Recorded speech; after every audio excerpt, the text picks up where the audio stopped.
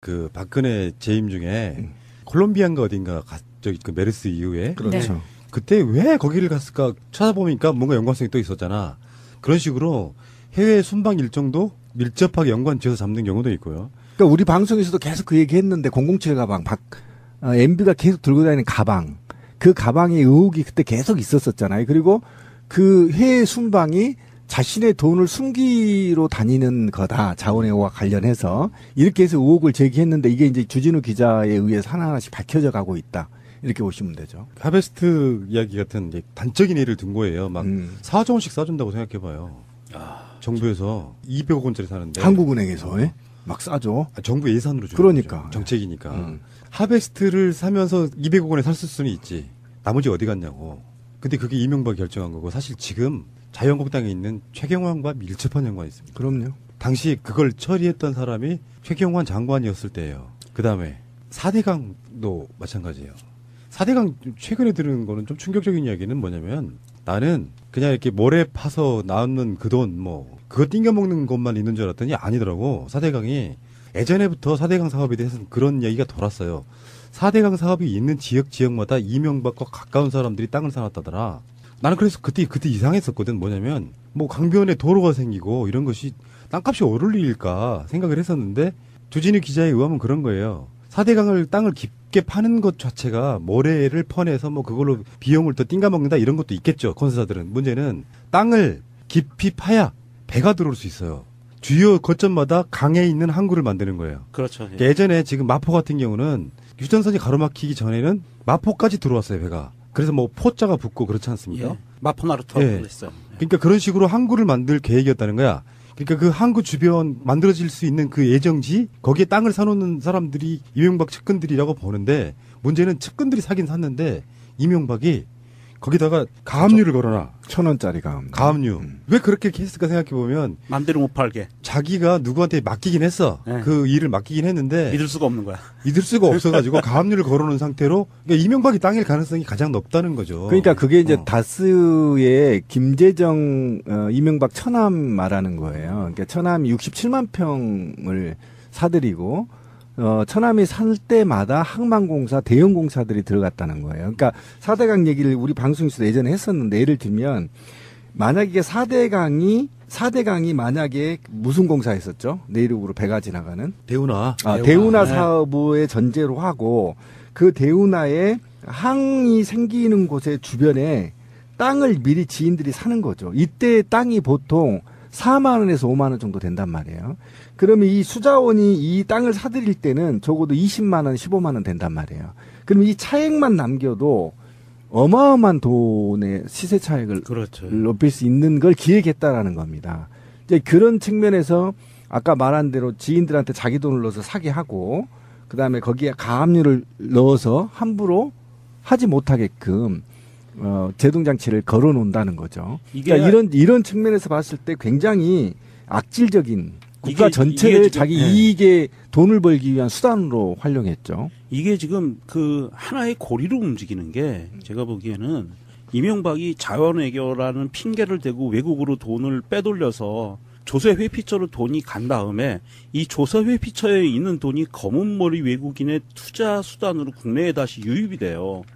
그래서 민자고속도로, 민자터널 이런 부분들, 민자다리 이쪽으로 가고 또 부동산 투기 쪽으로 가거든요. 그러면 이 돈은 외국에서 투자한 돈이기 때문에 외국 투자 자본이라 이거는 철저하게 감시가 잘 안 돼요.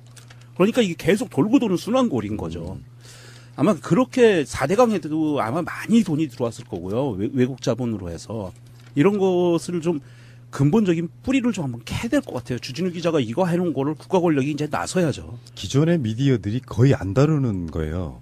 금지하고 있는 금기시 여기는 거죠. 그 지금 이명박이 걸려 있는 건 이거는 뭐 사람이 할 수 있는 모든 악행은 다 뿌리고 다니고 있는 거죠. 뭐 사실상 대한민국을 망치게 만든 근본인. 그러니까 부정선거와 관련되어 있는 국정원 이야기도 있고요. 그 다음에 뭐 자원외교는 말할 것도 없고 4대강도 마찬가지고 이따가 이야기 나오겠습니다만 BBK 이야기도 다시 한번 더 해야 되고 악의 근원 같은 거죠. 악의 근원.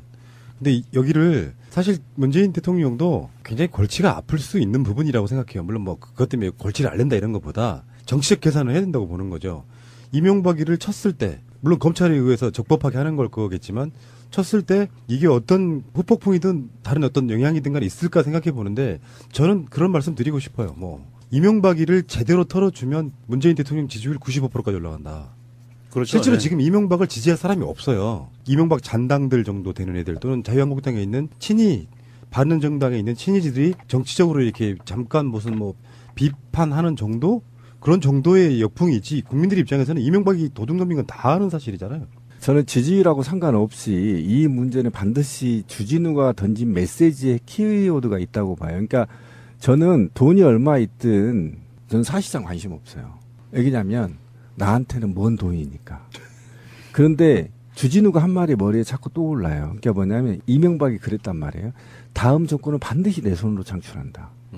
그랬죠. 그래서 이 나라가 이렇게 돼버린 겁니다. 그러니까 자기는 나라의 온갖 돈을 다 빼먹고 그 다음에 자기가 구속되지 않고 자기의 범죄들을 감추기 위해서 자기가 부정선거를 획책해서 박근혜를 당선시켰어.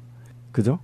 그러니까 그거에 대해서 분노가 크다는 겁니다. 그렇게 박근혜를 당선시켜놓고 나니까 박근혜 측의 입장에서는 이명박이 빼먹을 걸 다 빼먹었으니까 남아있는 거는 기업들을 갈고가지고 뒷돈 챙겨먹은 거밖에 없는 거예요, 길이.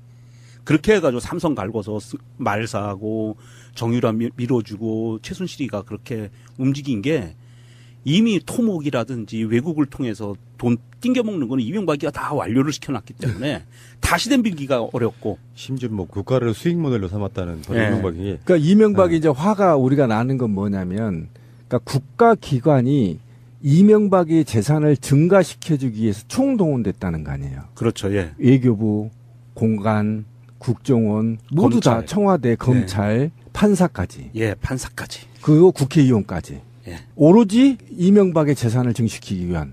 이건 용서할 수 없죠. 그러니까 권력이 무서운 게 이명박은 대통령 되기 전부터 이런 사업들을 준비해왔던 것 같아요. 이따가 또 BBK 사기에 대한 얘기 좀 하겠지만 맥커리 같은 것도 사실은 이명박의 것으로 추정이 되잖아요. 예, 그렇죠. 주체는 분명히 다르긴 합니다만 거기서 근무했던 이지영 이런 사람들이 맥쿼리는 한국에 들어와가지고 외국 투자 기업인 것처럼 했지만 한국의 주요 아까 말씀하신 민자고속도로라든지 뭐 네. 이런 것들에 투자하면서 보장을 해주면 예. 그냥 우리 세금으로 그냥 그 회사를 그렇죠. 먹여 살리게 되는 이런 거 토익량이 있었고 적어서 수익이 안 생기면 나라에서 보장해주고 수십 년 동안 평생을 먹고 살 수 있는 돈을 만들어주는 거죠. 그런 식의 짓거리들을 하면서 나라를 그냥 거덜내는데도 불구하고 이거 수사할 수 없다면 그건 말이 안 되는 것 같고요. 큰 얼개를 만들어 보면 이명박이가 김경준이를 통해 가지고 투자 회사라는 걸 만들잖아요. 그렇죠. 근데 그게 잘못돼 가지고 허가 취소 같은 게 나게 돼요. 그래서 다시 다른 걸 또 만들어요. 예.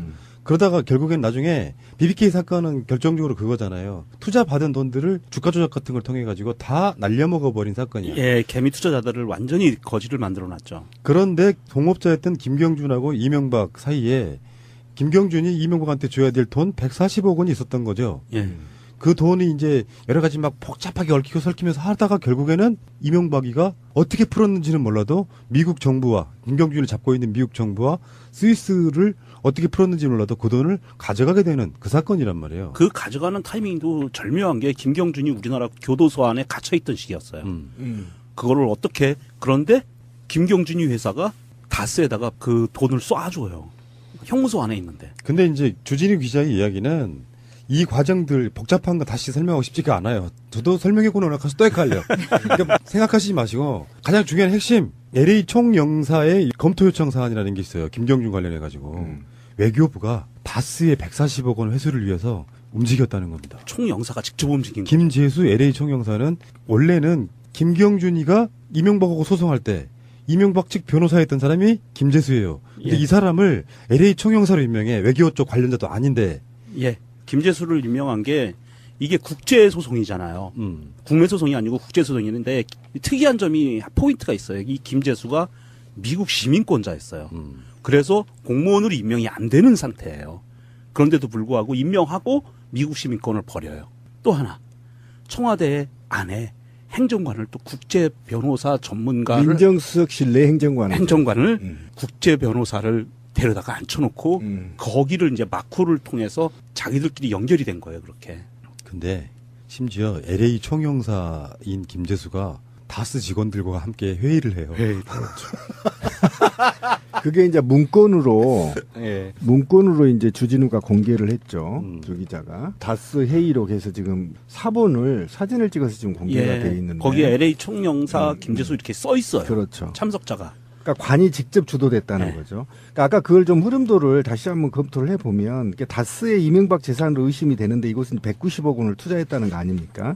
그리고 이제 자회사를 해서 주가 조작을 합니다. 옵셔널 벤처스라고 해서 2000년 12월 이래서 2001년 11월까지 주가 조작 사건으로 했는데 투자자가 5천여 명이 피해를 봤고요. 피해 금액만 1,000억대. 네. 이죠. 그래서 이제 핵심이에요. 옵셔널 벤처스 사건이 사실은 근데 핵심인 거예요. 그 돈이 2002년도에 180억을 상당을 H를 해요. 어디다 하냐면 크레디트 스위스 은행에 김경준 계좌에 H를 한다. 그 돈이에요. 아까 180억이. 그러니까 그 주가 조작을 이명박이 했다고 씨발.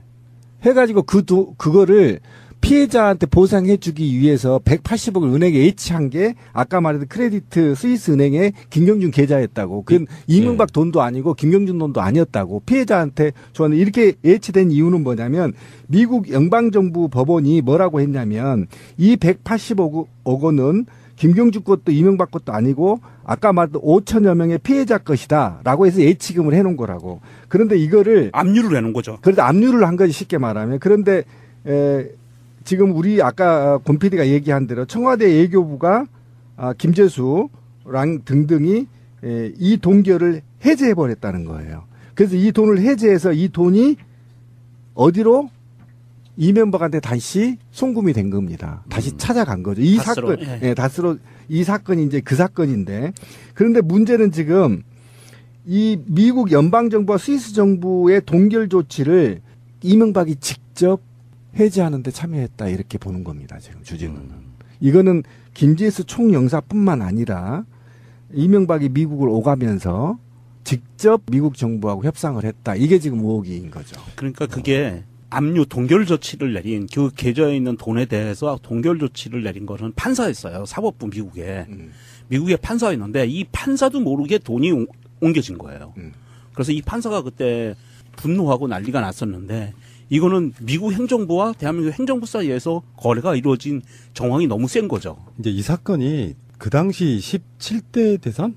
그때 사용됐던 거는 주가 조작해서 굉장히 많은 심지어 목숨을 잃은 사람도 생기는 그렇죠. 주가 조작 사건의 당사자가 무슨 대선이야. 그러면서 정동영 후보하고 이제 붙을 때 민주당이 당시 이제 그것을 공격을 하고 그게 네거티브 선거라고 했지만 그것을 정치적으로 밑에서 마무리해준 정치인은 홍준표와 나경원이에요. 그 홍준표가 지금 자유한국당의 대표로 있는 것이고. 나경원은 주어 없음 얘기했고요. 거기서 이제 뭐 그 이야기 하다가 지금 정치적으로 아직까지 제기 못하고 있는 게 정몽주 전 의원이고 그런 과정이고요. 이거는 분명히 정권이 바뀌었기 때문에 풀려야 되는 사건 중에 하나입니다. 네. 그 김경준도 지금 계속 트위터 등을 통해 가지고 계속 쓰고 본인의 있죠. 억울함을 예. 그 언론은 한국말로 열심히 지금 고발하고 있잖아요. 예.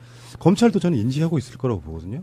이게 문제는 그런데 이 검찰이 수사 들어가기가 애매한 게 다스라는 회사가 싱가포르로 이사 갔다 그랬잖아요.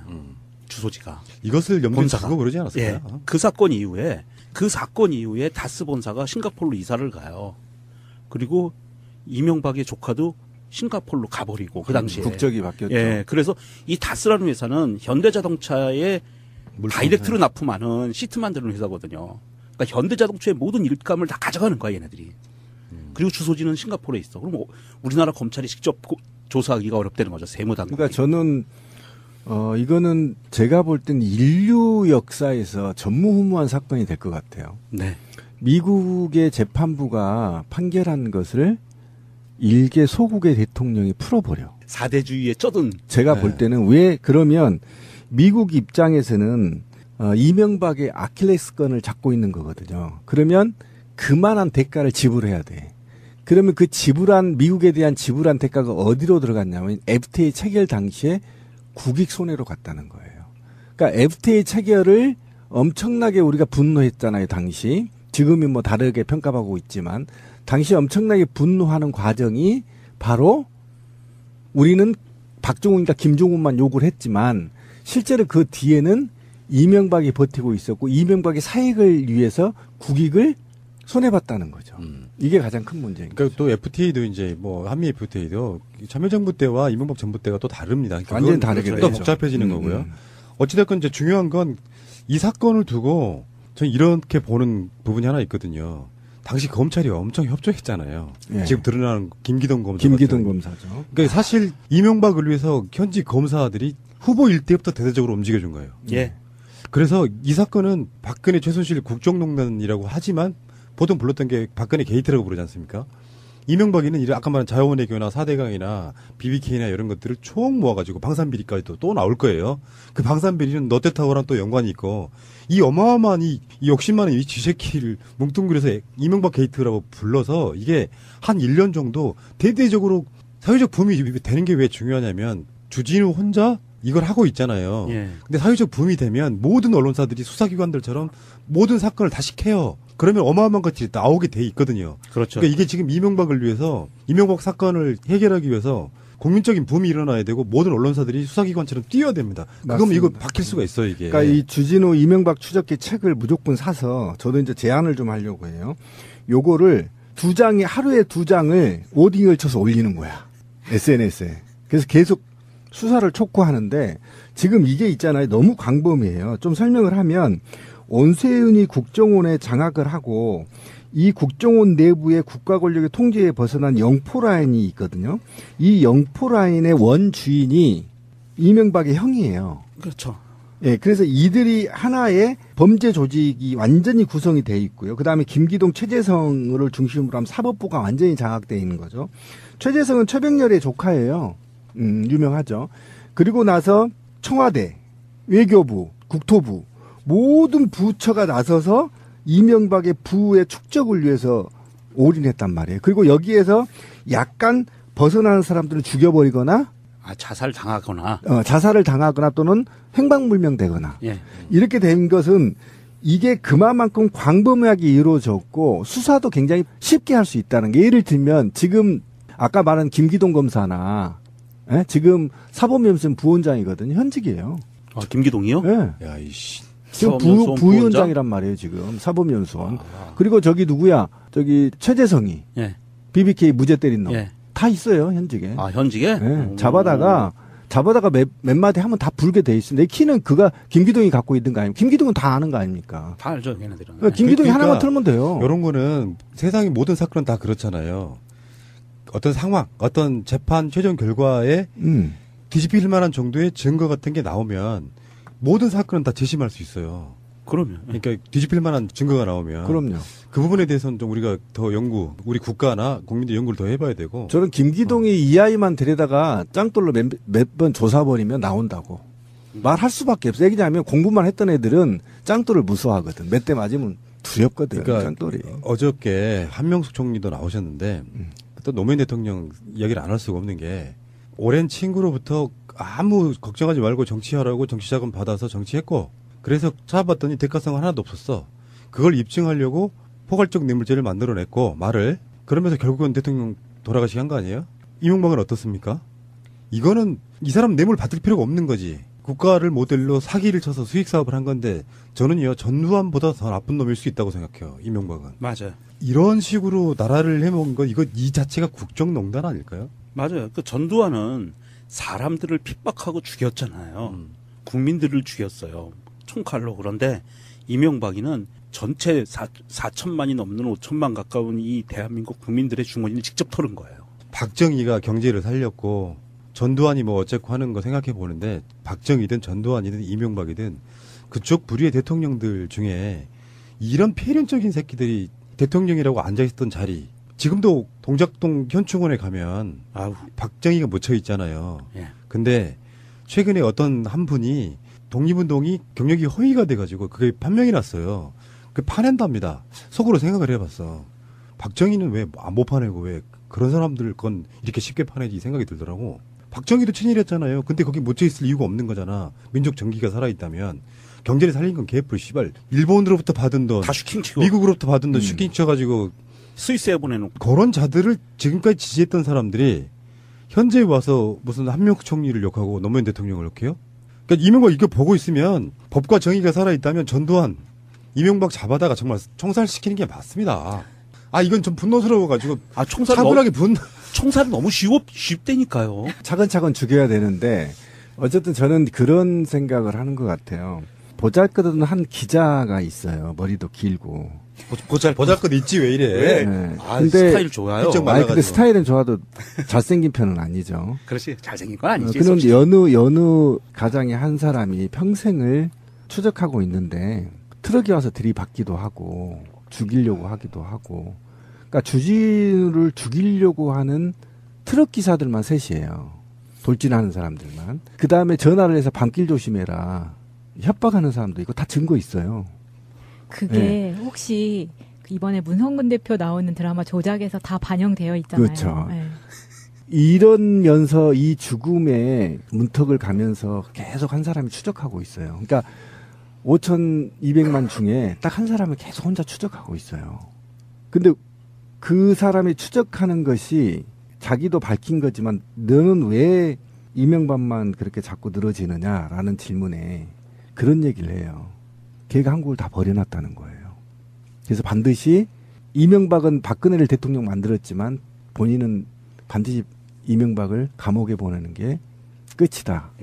이 문장을 완성하기 위해서는 우리가 나서야 돼. 권 PD가 얘기한 대로. 그 사람이 언제 죽을지 몰라. 아, 그 사람 죽으면 누가 이걸 밝힐 거야. 아, 근데 그럼 그 사람이 죽기 전에 기자를 함부로 그렇게 해치기는 힘들고, 왜냐면 우리가 들고 일어나서 아니 저들은 무슨 짓을 할지 몰라. 지금 현직에 다 있다니까요. 아니, 근데 이명박을 보호했던 자들이 다 아니, 현직에 그러니까. 있어 지금. 그다음에 자유한국당 내에도 잔뜩 숨어 있어. 현직에 있는데 그 주진우 기자를 생명의 위협을 해서 죽이거나 그러면 그 언론사에 갖고 있는 것들이 본격적으로 검찰로 넘어가기 때문에 걔네들도 그거는 겁내요. 그거는 못하고 계속 협박과 핍박을 하고 그냥 그 사람 기죽이려고 그러는 그러니까 제가 거지. 하고 싶은 건 뭐냐면 이명박을 잡아들이는 것은 적폐의 70을 잡아들이는 거다. 맞아요. 그렇죠. 예. 맞습니다. 제가 아까 분명히 말했죠. 난 돈 관심 없어. 원래 돈에 욕심 없는 놈이니까. 근데 얘가 부정선거를 통해서 박근혜를 당선시켰다는 데 저는 핵심이에요. 그러니까 이명박이 원조예요. 원조. 예. 얘만 잡아들이면 돼요. 바로 잡아다가 짱돌로 조사서 뼈 없는 닭발 만들어야 된다. 적어도 이명박 하나 정도. 그러니까 제가 그런 음모론을 그렇게 좋아하지는 그것도 않는데 강화문에서 조사버려야 된다. 그런 음모론을 그렇게 좋아하지는 않는데 안철수가 정말 MB 아바타입니까? 내가 MB 아바타입니까? 하던 게 아유 유치하다 했는데 지금 이명박의 죄를 잠깐 한 20-30분 이야기함에도 불구하고 느끼는 게 이명박은 정말 그대로 물러갔을 것 같지는 않다. 예를 들어 정치적으로라도 자기를 지켜줄 사람들이 정치권에 있어야 되는데 당연히 있을 수 있는 친이계 국회의원들은 아닐 것이다. MB 아바타 설이 그렇게 근거 없는 이야기가 아니라는 걸 최근에 깨닫고 있어요. 난 정말 순진했던 거야, 씨발. 정치권에다 블랙 용어를 심어놓은 거예요. 그러니까 길을 쓰고 저로 영업을 먹고 다시 정치권의 어떤 정당의 대표를 하려고 하잖아요. 국민의당은 예를 들어서 이명박 관련한 무슨 법을 처리하는 데 있어갖고 캐스팅 보트를 질 수가 있습니다. 그러네요. 예. 근데 내가 당 대표면 그거에 대한 컨트롤이 가능하지. 당론이라고 해서. 무섭다 진짜. 그 박근혜 재임 중에 콜롬비아인가 어딘가 저기 그 메르스 이후에 그렇죠. 네. 그때 왜 거기를 갔을까 찾아보니까 뭔가 연관성이 또 있었잖아. 그런 식으로 해외 순방 일정도 밀접하게 연관지어서 잡는 경우도 있고요. 그러니까 우리 방송에서도 계속 그 얘기 했는데 007 가방, MB가 계속 들고 다니는 가방. 그 가방의 의혹이 그때 계속 있었었잖아요. 그리고 그 해외 순방이 자신의 돈을 숨기로 다니는 거다. 자원외교와 관련해서. 이렇게 해서 의혹을 제기했는데 이게 이제 주진우 기자에 의해서 하나하나씩 밝혀져 가고 있다. 이렇게 보시면 되죠. 하베스트 이야기 같은 단적인 예를 든 거예요. 막 4조 원씩 싸준다고 생각해봐요. 정부에서 200억 원짜리 사는데 한국은행에서 막 싸죠. 정부 예산으로 주는 그러니까. 거죠. 정책이니까. 하베스트를 사면서 200억 원에 샀을 수는 있지. 나머지 어디 갔냐고. 근데 그게 이명박이 결정한 거고 사실 지금 자유한국당에 있는 최경환과 밀접한 연관이 있습니다. 그럼요. 당시 그걸 처리했던 사람이 최경환 장관이었을 때예요. 그다음에 4대강도 마찬가지예요. 4대강 최근에 들은 거는 좀 충격적인 이야기는 뭐냐면 나는 그냥 이렇게 모래 파서 나오는 그 돈 그거 띵겨먹는 것만 있는 줄 알았더니 아니더라고. 4대강이 예전에부터 4대강 사업에 대해서는 그런 이야기가 돌았어요. 4대강 사업이 있는 지역마다 이명박과 가까운 사람들이 땅을 사놨다더라. 나는 그래서 그때 이상했었거든. 뭐냐면 강변에 도로가 생기고 이런 것이 땅값이 오를 일일까 생각을 했었는데 주진우 기자에 의하면 그런 거예요. 4대강을 땅을 깊게 파는 것 자체가 모래를 퍼내서 그걸로 비용을 더 띵가먹는다 이런 것도 있겠죠. 건설사들은. 문제는 땅을 깊이 파야 배가 들어올 수 있어요. 주요 거점마다 강에 있는 항구를 만드는 거예요. 그렇죠. 예. 예전에 지금 마포 같은 경우는 휴전선이 가로막히기 전에는 마포까지 들어왔어요, 배가. 그래서 뭐 포자가 붙고 그렇지 않습니까? 예. 마포나루토라고 예. 했어요. 그러니까 그런 식으로 항구를 만들 계획이었다는 거야. 그러니까 그 항구 주변 만들어질 수 있는 그 예정지 거기에 땅을 사놓는 사람들이 이명박 측근들이라고 보는데 문제는 측근들이 사긴 샀는데 이명박이 거기다가 가압류를 걸어놔. 1,000원짜리 가압류. 가압류. 왜 그렇게 했을까 생각해 보면 맘대로 못 팔게. 자기가 누구한테 맡기긴 했어. 네. 그 일을 맡기긴 했는데 믿을 수가 없는 거야. 믿을 수가 없어가지고 가압류를 걸어놓은 상태로 그러니까 이명박이 땅일 가능성이 가장 높다는 거죠. 그러니까 그게 이제 다스의 김재정 이명박 천암 말하는 거예요. 그러니까 천암이 67만 평을 사들이고 천암이 살 때마다 항만공사 대형 공사들이 들어갔다는 거예요. 그러니까 4대강 얘기를 우리 방송에서도 예전에 했었는데 예를 들면 만약에 4대강이 만약에 무슨 공사 했었죠? 내륙으로 배가 지나가는 대운하. 대운하 네. 사업의 전제로 하고 그 대운하에 항이 생기는 곳의 주변에 땅을 미리 지인들이 사는 거죠. 이때 땅이 보통 4만 원에서 5만 원 정도 된단 말이에요. 그러면 이 수자원이 이 땅을 사들일 때는 적어도 20만 원, 15만 원 된단 말이에요. 그러면 이 차액만 남겨도 어마어마한 돈의 시세 차익을 그렇죠. 높일 수 있는 걸 기획했다라는 겁니다. 이제 그런 측면에서 아까 말한 대로 지인들한테 자기 돈을 넣어서 사게 하고 그다음에 거기에 가압류를 넣어서 함부로 하지 못하게끔 제동장치를 걸어 놓는다는 거죠. 그러니까 이런 측면에서 봤을 때 굉장히 악질적인 국가 전체를 이게 지금, 자기 예. 이익에 돈을 벌기 위한 수단으로 활용했죠. 이게 지금 그 하나의 고리로 움직이는 게 제가 보기에는 이명박이 자원외교라는 핑계를 대고 외국으로 돈을 빼돌려서 조세 회피처로 돈이 간 다음에 이 조세 회피처에 있는 돈이 검은머리 외국인의 투자 수단으로 국내에 다시 유입이 돼요. 그래서 민자고속도로, 민자터널 이런 부분들, 민자다리 이쪽으로 가고 또 부동산 투기 쪽으로 가거든요. 그러면 이 돈은 외국에서 투자한 돈이기 때문에 외국 투자 자본이라 이거는 철저하게 감시가 잘 안 돼요. 그러니까 이게 계속 돌고 도는 순환골인 거죠. 아마 그렇게 4대강에도 아마 많이 돈이 들어왔을 거고요. 외국 자본으로 해서. 이런 것을 좀 근본적인 뿌리를 좀 한번 캐야 될 것 같아요. 주진우 기자가 이거 해놓은 거를 국가 권력이 이제 나서야죠. 기존의 미디어들이 거의 안 다루는 거예요. 금지하고 있는. 금기시 여기는 거죠. 그 지금 이명박이 걸려 있는 건 이거는 뭐 사람이 할 수 있는 모든 악행은 다 뿌리고 다니고 있는 거죠. 뭐 사실상 대한민국을 망치게 만든 근본인. 그러니까 부정선거와 관련되어 있는 국정원 이야기도 있고요. 그 다음에 뭐 자원외교는 말할 것도 없고 4대강도 마찬가지고 이따가 이야기 나오겠습니다만 BBK 이야기도 다시 한번 더 해야 되고 악의 근원 같은 거죠. 악의 근원. 근데 여기를 사실 문재인 대통령도 굉장히 골치가 아플 수 있는 부분이라고 생각해요. 물론 뭐 그것 때문에 골치를 앓는다 이런 것보다 정치적 계산을 해야 된다고 보는 거죠. 이명박이를 쳤을 때 물론 검찰에 의해서 적법하게 하는 걸 그거겠지만 쳤을 때 이게 어떤 후폭풍이든 다른 어떤 영향이든 간에 있을까 생각해 보는데 저는 그런 말씀 드리고 싶어요. 뭐 이명박이를 제대로 털어주면 문재인 대통령 지지율 95%까지 올라간다.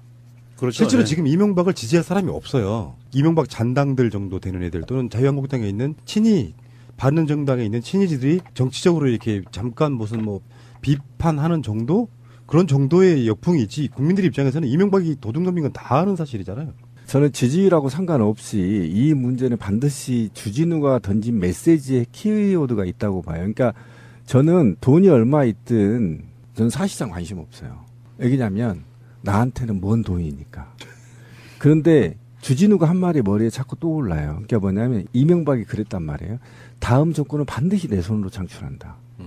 그랬죠. 그래서 이 나라가 이렇게 돼버린 겁니다. 그러니까 자기는 나라의 온갖 돈을 다 빼먹고 그 다음에 자기가 구속되지 않고 자기의 범죄들을 감추기 위해서 자기가 부정선거를 획책해서 박근혜를 당선시켰어.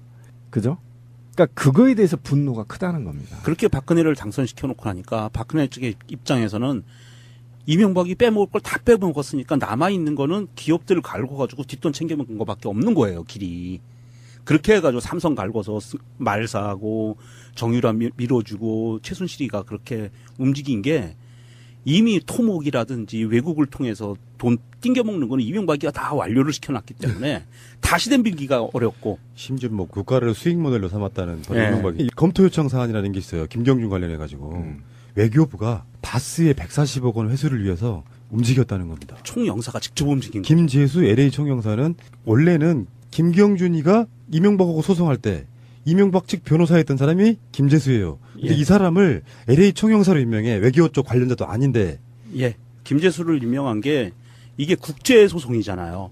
국내 소송이 아니고 국제 소송이는데 특이한 점이 포인트가 있어요. 이 김재수가 미국 시민권자였어요.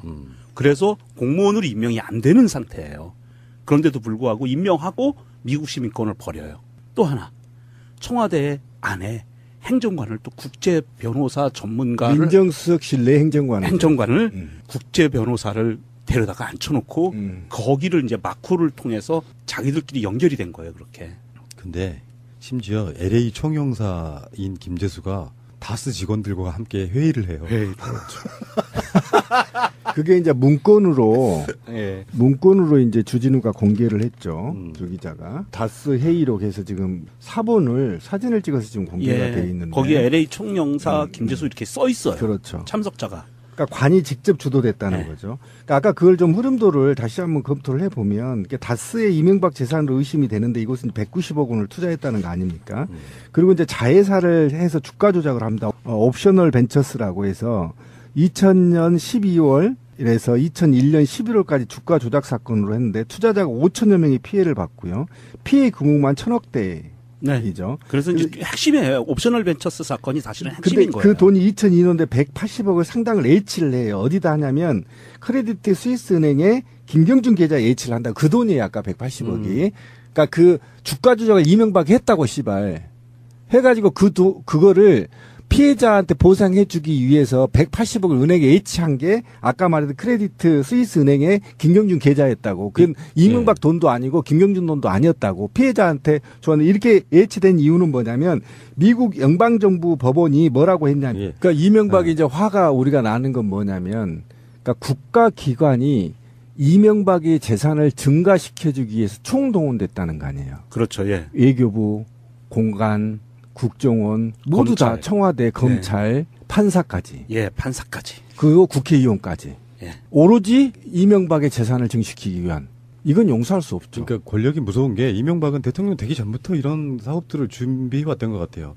이따가 또 BBK 사기에 대한 이야기 좀 하겠지만 맥커리 같은 것도 사실은 이명박의 것으로 추정이 되잖아요. 예, 그렇죠. 주체는 분명히 다르긴 합니다만 거기서 근무했던 이지영 이런 사람들이 맥쿼리는 한국에 들어와가지고 외국 투자 기업인 것처럼 했지만 한국의 주요 아까 말씀하신 민자고속도로라든지 뭐 네. 이런 것들에 투자하면서 보장을 해주면 예. 그냥 우리 세금으로 그냥 그 회사를 그렇죠. 먹여 살리게 되는 이런 거 토익량이 있었고 적어서 수익이 안 생기면 나라에서 보장해주고 수십 년 동안 평생을 먹고 살 수 있는 돈을 만들어주는 거죠. 그런 식의 짓거리들을 하면서 나라를 그냥 거덜내는데도 불구하고 이거 수사할 수 없다면 그건 말이 안 되는 것 같고요. 큰 얼개를 만들어 보면 이명박이가 김경준이를 통해 가지고 투자 회사라는 걸 만들잖아요. 그렇죠. 근데 그게 잘못돼 가지고 허가취소 같은 게 나게 돼요. 그래서 다시 다른 걸 또 만들어요. 예. 그러다가 결국엔 나중에 BBK 사건은 결정적으로 그거잖아요. 투자 받은 돈들을 주가 조작 같은 걸 통해 가지고 다 날려먹어 버린 사건이야. 예, 개미 투자자들을 완전히 거지를 만들어놨죠. 그런데 동업자였던 김경준하고 이명박 사이에 김경준이 이명박한테 줘야 될 돈 140억 원이 있었던 거죠. 예. 그 돈이 이제 여러 가지 막 복잡하게 얽히고 설키면서 하다가 결국에는 이명박이가 어떻게 풀었는지는 몰라도 미국 정부와 김경준을 잡고 있는 미국 정부와 스위스를 어떻게 풀었는지 몰라도 그 돈을 가져가게 되는 그 사건이란 말이에요. 그 가져가는 타이밍도 절묘한 게 김경준이 우리나라 교도소 안에 갇혀있던 시기였어요. 그거를 어떻게 그런데 김경준이 회사가 다스에다가 그 돈을 쏴줘요. 형무소 안에 있는데. 근데 이제 주진우 기자의 이야기는 이 과정들 복잡한 거 다시 설명하고 싶지가 않아요. 저도 설명해고 나가서 또 헷갈려. 그러니까 생각하시지 마시고 가장 중요한 핵심 LA 총영사의